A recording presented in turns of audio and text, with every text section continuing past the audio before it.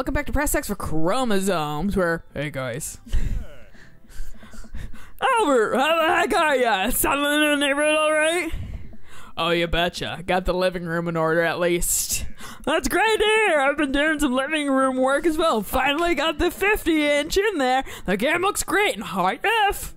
Oh boy. Albert, have you met Robert yet? Yeah, we've met. Robert regards me over his whiskey. Good seeing you again. Alright, let's talk about my most recent camping trip. Spent a night out in the woods with Daisy and Maxwell. She's definitely an outdoorsy one. Even caught her first fish. Ah, what are you talking about? His kid. His Daisy. It's good to see you're taking your daughter out like that. I bet she loves it. Taking out his daughter? Shooting her out in the back. And it's great to see she loves the outdoors. Mine loves being inside. That's us. Yep. Brian raises his eyebrows at me. Being inside, making art. She won a local competition for that art. Yep. Did I put it on too strongly? Robert stares at me blankly for a second. Anyway, I haven't gone camping in years. Not since the last time. Well, that's generally how it goes. Same here. Well, things change once you have Wait, what happened last time? Robert takes a long sip of whiskey. Well, old Johnny Boy and me were out in the back country. Johnny Boy's a strong kid. Met in my army days. Comes from Kansas. They build him tougher out there. Anyway, things go south pretty quick. Johnny Boy breaks his ankle when the rope bridge snaps. You could see the bone popping out through the skin. Johnny Boy's screaming now, crying for his mama, losing blood. We're 2 days out from the next living soul, and here I am with my dear friend bleeding out in front of me. I'm able to dress the wound, but now I got a fireman carry a 6 foot, 180-pound man over some of the toughest terrain I've ever been in. I won't lie to you, there were moments during those 2 days when I thought about leaving old Johnny Boy. But you build a bond with your brothers in arms, and that bond never breaks. And I got that boy back to civilization, but I lost some of me out there. I guess it's camping for you. I am taking your story with a grain of fucking salt. Whoa! Are you sure you're just not like fucking transposing the army days into your camping story? Hey! I'm just kidding. My friend John and I went inner tubing down a river and he lost a flip-flop. Missed that kid. You sounds like you fucking killed him still. Seriously. Brian and I laughed nervously. Or am I kidding? I like Robert Brian too. and I tense up again. I'm kidding. Phew. About what? Yeah. Amanda and Daisy burrow up to us laughing. Daisy is holding a paper plate in front of her like a steering wheel. We gotta get off this haunted truck. Oh no, the ghost locked the doors. Quick, hit the emergency escape button. But the trucks don't have emergency escape buttons. Fucking imagination, girl. Then hit the brake, I guess. And then we'll get out of the truck. The imaginary truck. Anyway, we're safe from the ghosts, but how will we ever survive this Arctic tundra? Daisy, you might have to eat me. Are you prepared to do that? I'm prepared to do anything to survive. Where's your kid, Robert? Also, with those eyes, you're ready to eat me. Yeah. That's cold-blooded. I like that. Although I'm not really sure I have the materials required to properly cook you. I'm kind of reeling from your comment because they're like 8 years apart in age. And Daisy's 10. Yeah, that's why I'm like 8 years apart in age, but not in like the high numbers already. No. You know, that reminds me of the last time I was skiing. No, okay, no. Robert! When I say it, are you guys playing Long Haul Ice Road Paranormal Ghost Trackers? Of course one of them would have to love that show. Yeah. Amanda and I love this show. Robert, leave us. It's the best, especially that episode where Callum hides Flint's keys and Flint retaliates by breaking an ancient cursed urn and sending the spirits after him. Yeah, it's such a quality reality television. I love too the fact that you're clicking on Amanda's face to progress the story. I'm gonna click in her eyeball now. Aww. I watch a whole lot of television, but I do enjoy that show, that and the war documentaries. Of course you would. All right, Daisy, I found us a couple of bugs. They're gonna make a great meal. I will say, going through this game and dating all the dads is gonna be a treat because they all bring their like different hilarious aspects to like the table. Oh yeah, no, completely. like Aragorn, of course you do. Lots of protein, gonna keep us from starving out here in this harsh, icy wasteland. But there's a whole table of food right over there. Daisy, it's a game. We're playing pretend. It's what kids do. Live a little. Pretend a little. Amanda gives Daisy a handful of gummy worms from the snack table. They eat them with mock disgust. Let's go find kindling for a fire. Okay. Man, I love these fake worms. No. Right? But not actual fire. Because we're playing pretend? Now you're getting it. Daisy and Amanda run off. What a cute couple of kids. Man, I never see her get along with anyone so quickly. I guess Amanda just sort of has a way with kids.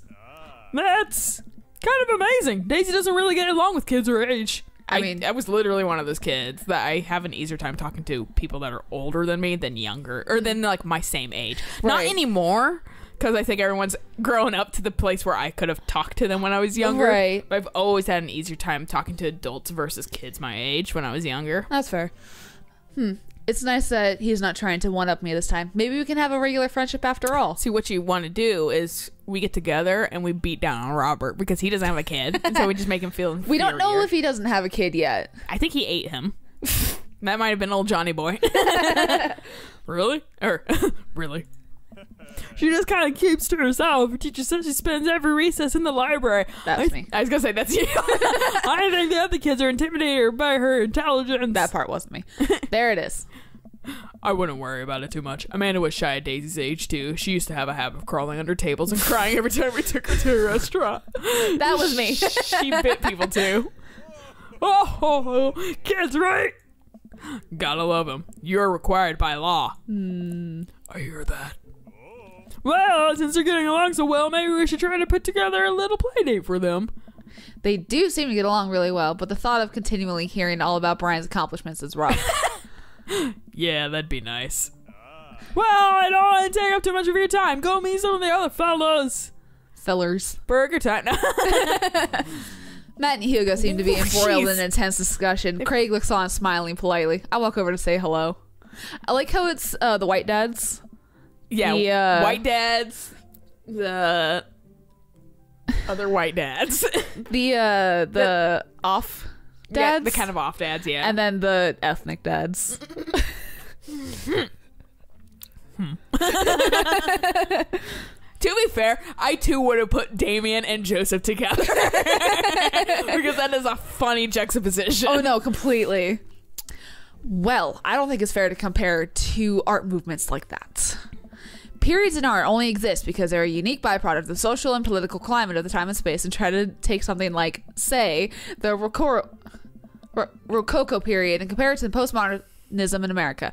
You're completely disregarding the context in which work of art is created. Okay, ethnic dads are also smart dads, so... Yes, they are. We got the smart group over here.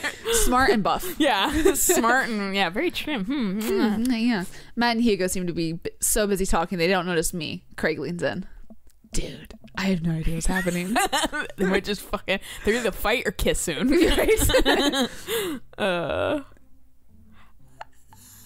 we want to listen on them? I want to listen on them, and that's mostly because fucking we've talked to Craig more than these two, so... That kind of comparison just eliminates the reason art movements are so important in the first place. You're not wrong, but I think there's no harm in comparing one work of art to another. You could definitely say one painting is better than another if you're evaluating technical skill from a purely formalist standpoint. If I showed you a Matisse and then something by Dutch masters, which one would you say shows more technical prowess? I am so lost right now. I shoot a worried glance over to Craig, who returns it. Well, sure, you could say the Dutch masters were technically more skilled, but I would argue that while the Dutch masters were better painters, Matisse had better paintings overall. Art is dead. Well, that's pretty subjective. How do you mean? Well, I just wanted to sound so smart. The painting of the guy with the apple in front of his face is pretty nice. Matisse rocks. That does not really... That's a Marguerite. I didn't even know that, to be honest. Right, art, sorry. You're fine, dude. We were just discussing the importance of context when talking about artwork. Listen, all I asked was if you liked Van Gogh or Picasso better. And then you had to fucking make it just go downhill from there. Hugo throws up his hands in frustration. But they represent two completely different art movements. How could I possibly choose between the thick cream? Just subjectively, dude, not fucking... The thick, creamy, impasto postmodern impressionism and the abstractness beauty of cubism. I understand that way too well, though, simultaneously.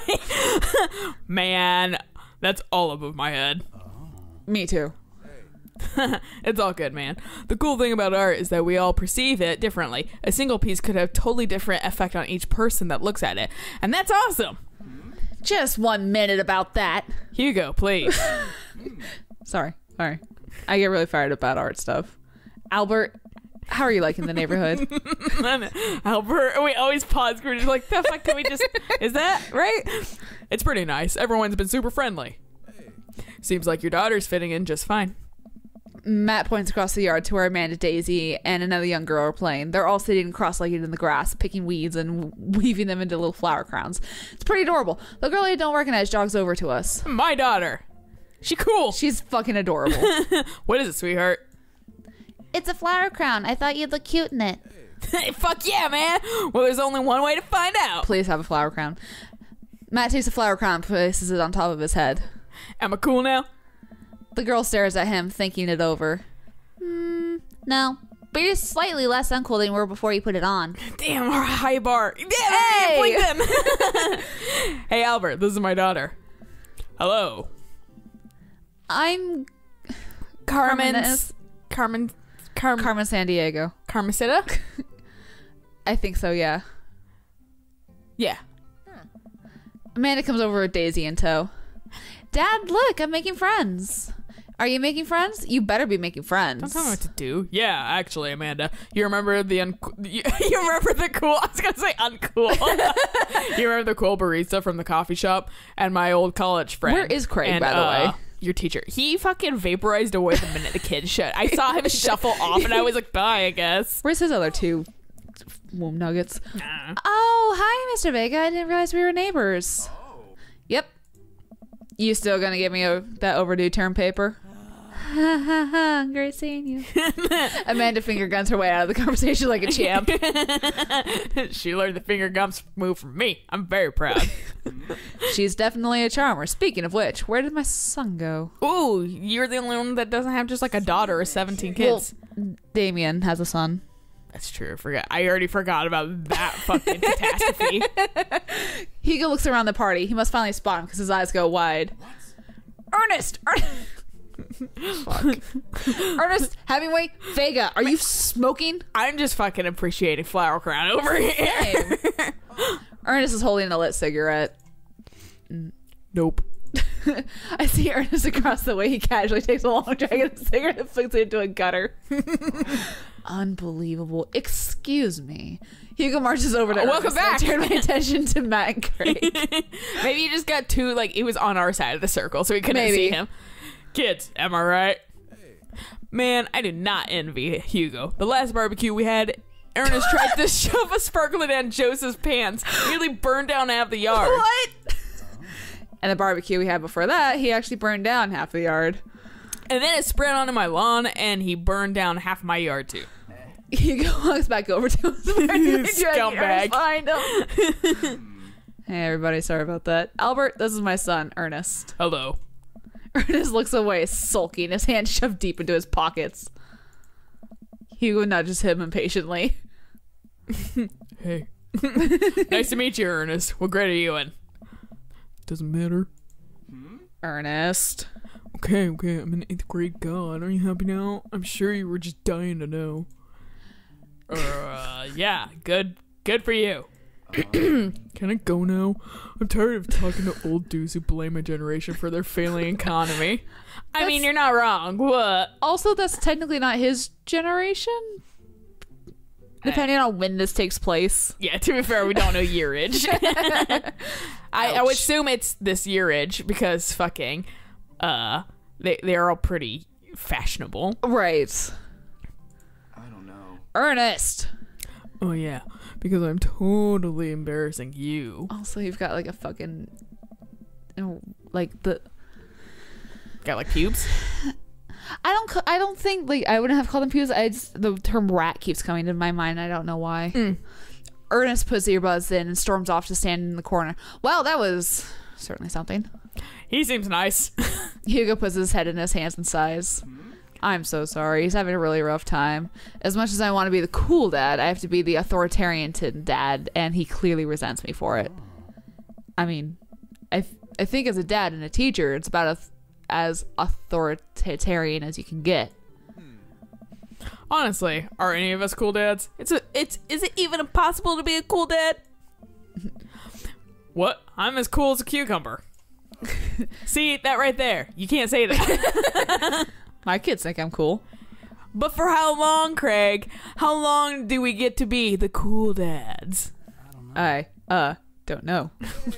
I think we just accept the fact that as dads, we've become the machine we once raged against and accept our fate to unironically wear socks with sandals.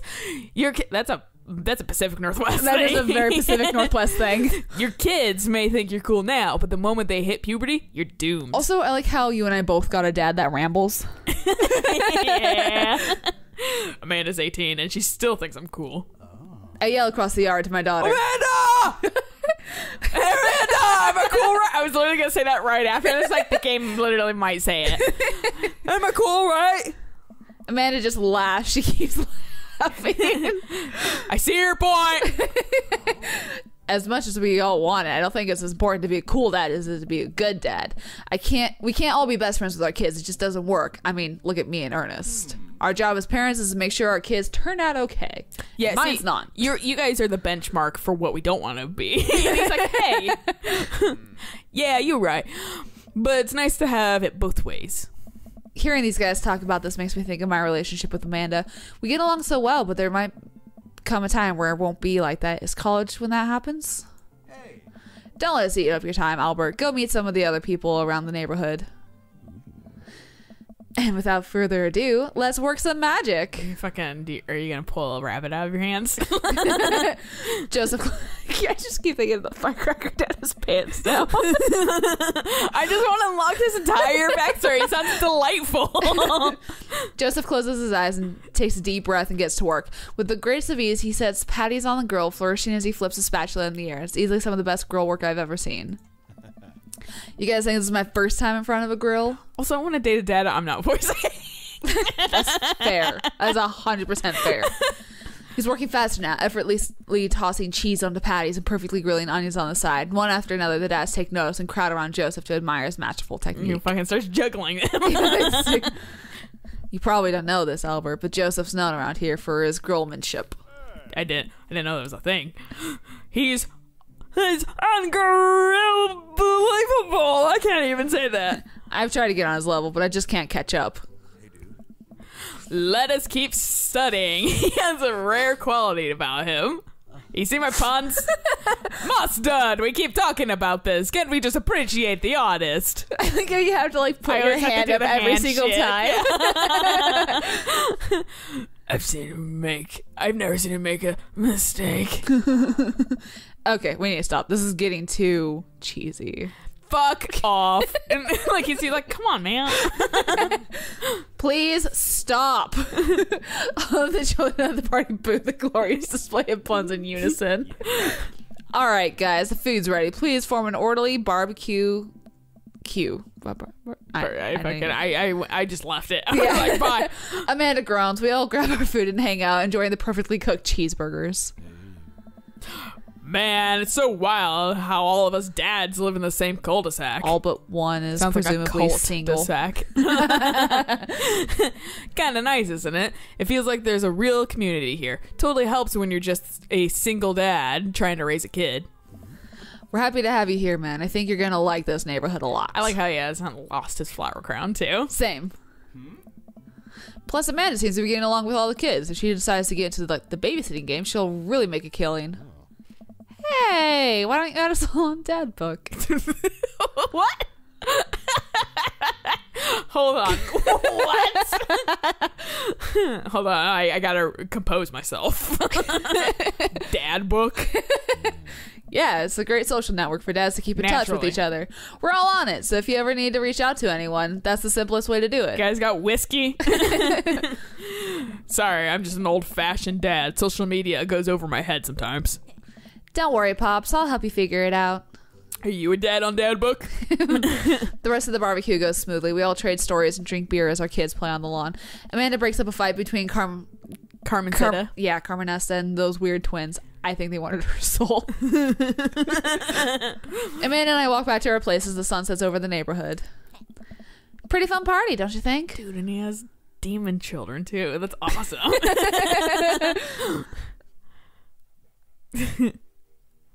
Wish I could have been playing Paranormal Iceberg Truckers. You and Daisy seem like you're having a way better time than I was. Because we were. Well, hey, at least you met some other cool dads. You should hit them up on Dad Book. You're the only one that says they're cool. Seriously. Maybe I will. If I ever figure out how social media works.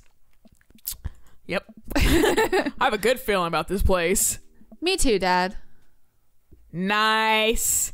Fucking smile as much. I didn't see that, Dad. Smile as much as Yeah. you can to make other people more comfortable. Moral story, this is a good place to stop. Yeah. So we'll catch you guys on the next episode of our fucking cauliflower. Not getting eaten. Cauliflower. Cauliflower. Comes from fucking California.